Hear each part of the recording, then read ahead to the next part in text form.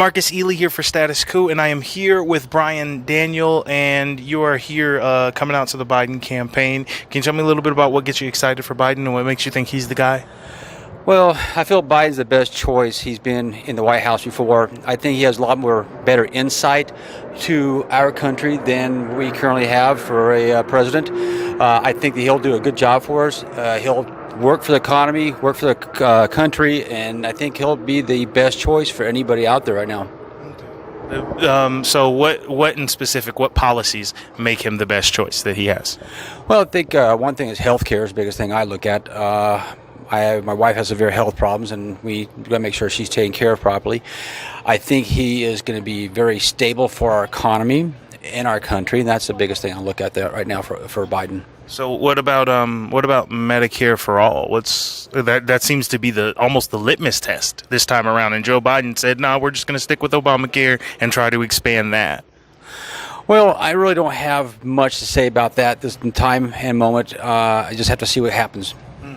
Okay. So you don't really you don't know? Do you not understand how the policy works, or? Well, I do understand how the policy works. I would like to see a bit more health care for the country through Medicare, if we could do so, or if we could have better policies through individual Obama health care.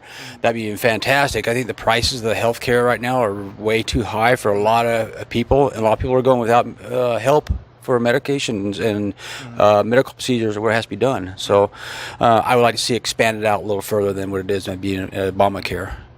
Okay, so you just because it's Obamacare, and we're just because I'm really trying to gauge what is the hang up with people being stuck on Obamacare versus Medicare for all, which there are tons of sources that say that Medicare for all is just the better option. Single payer is done by almost every developed country in the world, and we're still here with our healthcare system being, if you separated it apart from our economy, it'd be the fourth largest economy on the planet.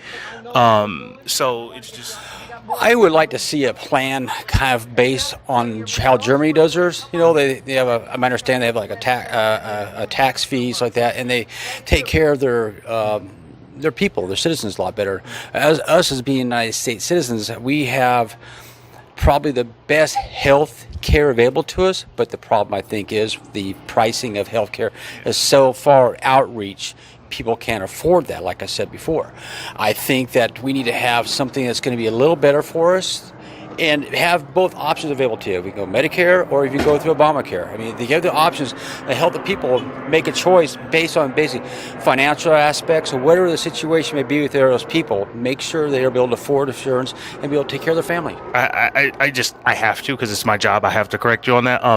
We're actually, I believe, in the 20s on healthcare. Maybe even it might be 30s or 40s. But the number one country in quality of healthcare, according to the World Health Organization, is actually France, and they have single payer.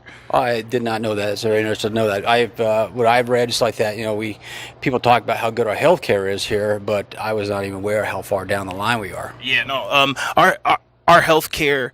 We have some of the best healthcare if you can afford it. Like the top tier stuff that nobody can afford, that's probably up there. But in terms of what's offered for everyone, France is number one, period, according to the World Health. That's not me. That's not my biased opinion or anything. That's the World Health Organization.